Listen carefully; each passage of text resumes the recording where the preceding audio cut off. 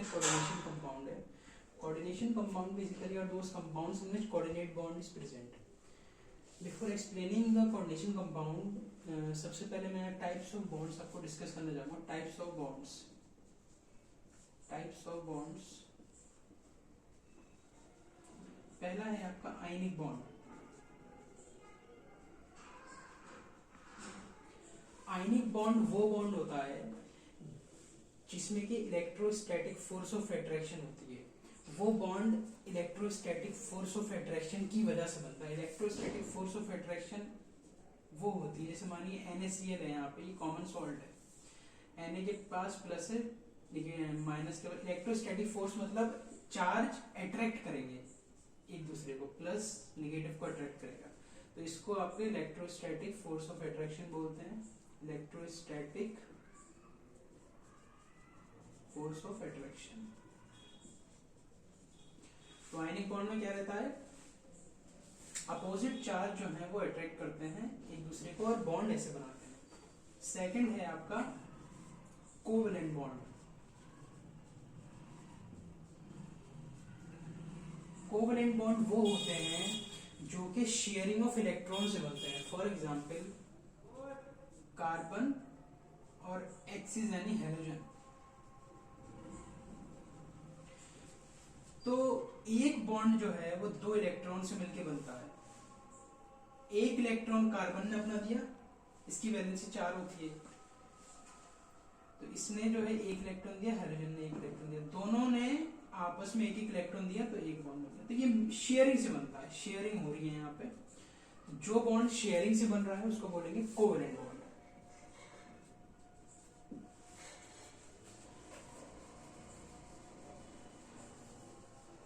Third type का bond आता है coordinate bond.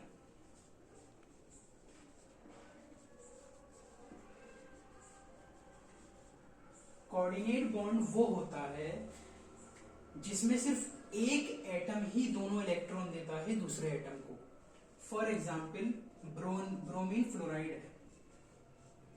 Bromine fluoride, bromine का कॉन्फ़िगरेशन होता है 1s2, 5 इसका एटॉमिक नंबर होता है, 1s2, 2s2, 2p1. ठीक है. ब्रोमीन जो है 3 फ्लोरीन के साथ जो है बॉन्ड बना रहा है. इसका मतलब इसको 3, यहाँ पे एक एक्साइटेड स्टेट में जाएगा, यहाँ पे एक इलेक्ट्रॉन s का p में जाएगा. आपने पढ़ा होगा 11th क्लास में. 1s2 होगा, यहाँ पे 2s1 हो जाएगा, यहाँ पे 2p2 हो जाएगा. अब जो 2p2 है यहाँ पे, इसके पास p में कितने ऑर्बिटल होते हैं, 3 होते हैं. px, py, pz आपने 11th पढ़ा होगा. एक इलेक्ट्रॉन इसमें आ गया, एक इलेक्ट्रॉन इसमें आ गया, ये Bf3 बन गया. तो यहाँ पे जो है, जैसे मानिए फ्लोरीन को अब अटैक करना है, इस पे फ्लोरीन को अटैक करना है. ब्रोमीन के पास जो है अभी ऑक्टेट इसका कंप्लीट नहीं है, इसके पास एक वैकेंट ऑर्बिटल है, वैकेंट ऑर्बिटल. और फ्लोरीन के पास एक लोन पेयर आराम से, इसके पास लोन पेयर है, 1 2 3, यहाँ पे 7 से बनता है, यहाँ पे 1 2 3 4 5 6 7 से बन गया. यहाँ पे भी इसके बाद 3 लोन, एक लोन पेयर ये इसको दे देगा, इसके वैकेंट ऑर्बिटल में दे देगा. अब ये जो है कंपाउंड बन जाएगा आपका, अब ये कंपाउंड बन जाएगा BF4. इस पे निगेटिव चार्ज आ जाएगा. ये जो बना है, ये वाला जो बॉन्ड बना है आपका, फ्लोरीन इसको दे रहा है तो एरो इसके साइड आएगा यहाँ पे. इसका मतलब वो ये कोऑर्डिनेट बॉन्ड है. इसका मतलब फ्लोरीन ने ब्रोमीन को दिया, यहाँ पे दोनों इलेक्ट्रॉन ब्रोमीन ने दिए हैं. कोवेलेंट बॉन्ड में जैसे आपने देखा था कार्बन ने एक इलेक्ट्रॉन दिया था और हाइड्रोजन ने एक इलेक्ट्रॉन दिया, तो दोनों की शेयरिंग हो रही थी. लेकिन यहाँ पे शेयर दोनों कर रहे हैं, लेकिन इलेक्ट्रॉन सिर्फ और सिर्फ फ्लोरीन दे रहा है ब्रोमीन, बोरोन को. तो अब हम लोग कोऑर्डिनेशन कंपाउंड स्टार्ट करेंगे. एग्जाम्पल में लिखता हूँ कोऑर्डिनेशन कंपाउंड K4FeCl6. ये आपका कोऑर्डिनेशन कंपाउंड है. इतने पार्ट को जो है आप बोलते हैं आयनिक पार्ट.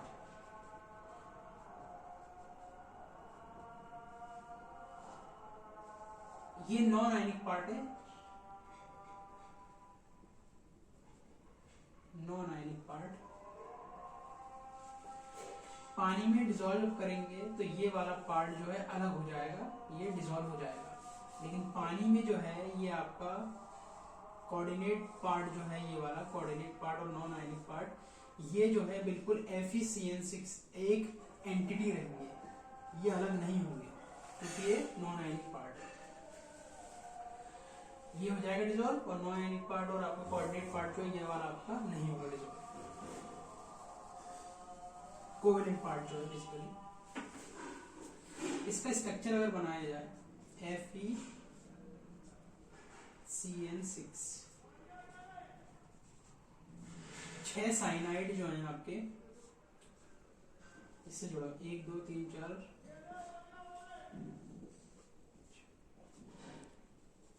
यहां पे जो है 6 Fe से जुड़े हुए हैं और यहाँ पे बाहर K4 है।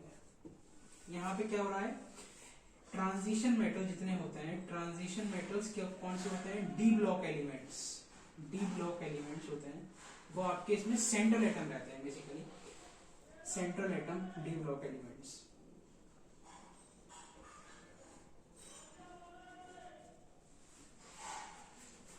और डी और ये जो लीगेंड्स, ये उनको बोलते हैं आप, ये होता है सेंट्रल एटम, ये होते हैं लीगेंड्स।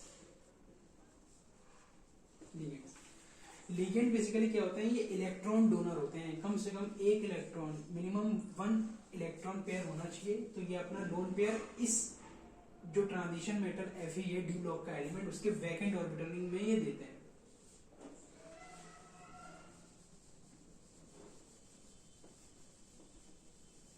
लीगेंड क्या होते हैं, लीगेंड कोई भी एटम हो सकता है, एनी एटम, मॉलिक्यूल या ion, which donate a lone pair। Atom आप जानते क्या होता है, atom is the smallest particle of the element, और मॉलिक्यूल क्या होता है, smallest particle of the compounds. तो ये जितने आयन्स भी हो सकते हैं, 4 स्पीशीज, जो कि एक लोन पेयर कम से कम ट्रांजिशन मेटल को देते हैं। इसमें जो है, जैसे मानिए आपका एग्जाम्पल में आपका आगे NH3, एक लोन पेयर है इसके पास, इसको मोनोडेंटेट बोल देंगे, मोनोडेंटेट लिगेंड, क्योंकि मोनोडेंटेट का मतलब सिर्फ एक लोन पेयर कर पा रहा है।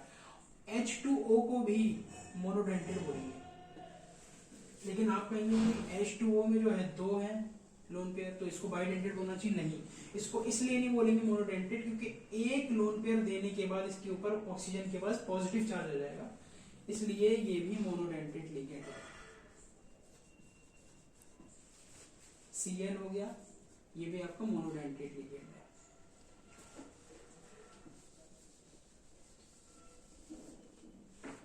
बाइडेंटेट क्या होते हैं, बाइडेंटेट जो कि 2 लोन पेयर डोनेट कर पाए सेंट्रल मेटल एटम के, 2 इलेक्ट्रॉन, मतलब यहाँ पे 2 चार्ज है, यहाँ पे ये उसको बोलते हैं oxalate. This compound is capable of donating 2 lone pair, so this is bidentate ligand. Similarly tridentate, tetradentate, pentadentate, hexadentate. Hexadentate की एग्जांपल होती है हेक्साडेंटेट, हेक्साडेंटेट की EDTA की एग्जांपल है। हेक्साडेंटेट मतलब 6 लोन पेयर को वो डोनेट कर रहे हैं, हेक्साडेंटेट। इथाइलिन डायमीन टेट्राएसीटेट, बेसिकली इसको हम मोर एक्यूरेटली लिखें तो मोर एक्यूरेटली हम जो है EDTA को लिख सकते हैं EDTA 4-। जब 4- रहेगा EDTA पे तभी हेक्साडेंटेट बोलेंगे। EDTA का स्ट्रक्चर कैसा होता है, EDTA का जो है नाम होता है, EDTA का इथाइलिन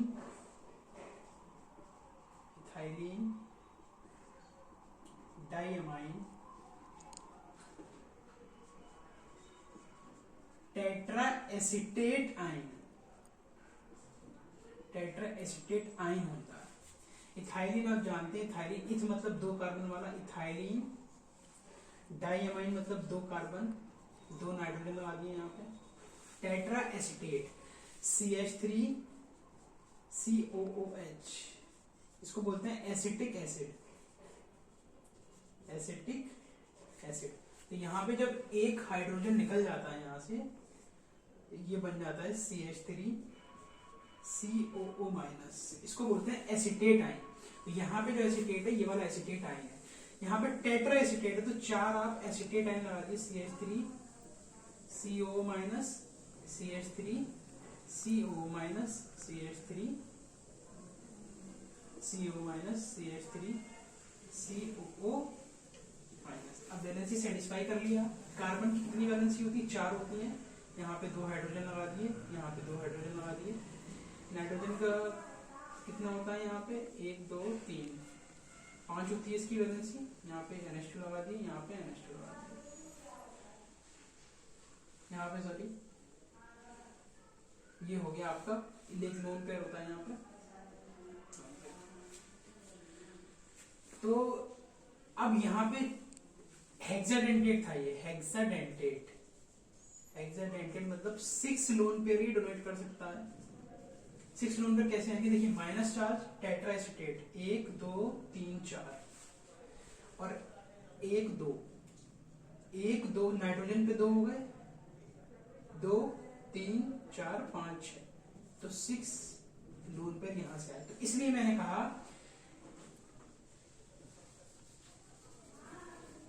कि EDTA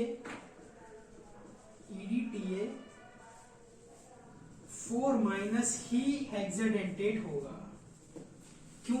अगर आप 4- EDTA का मतलब होगा, EDTA का मतलब होगा ethylene diamine tetra acetic acid, acetate ion नहीं होगा। तो क्या रहेगा यहाँ पे? Ethylene diamine. अब ये आयन नहीं है इसलिए CH3, इसलिए यहाँ पे अब CH3 COOH होगा, यहाँ पे CH3 COOH होगा, यहाँ पे CH3 COH होगा, यहाँ पे CH3 यहाँ पे कोई माइनस चार्ज नहीं। इसका मतलब सिर्फ और सिर्फ 2 लोन पेयर है यहाँ पे, ये बाइडेंटेट हुआ। इसलिए EDTA जो है आपका बाइडेंटेट है, 2 लोन पेयर शेयर करेगा सिर्फ, क्योंकि यहाँ पे एसिटेट आयन नहीं है। यहाँ पे पूरा H आ गया ना, यहाँ पे नेगेटिव चार्ज नहीं, यहाँ पे 2 lone pair bidentate. EDTA 4- is a hexadentate।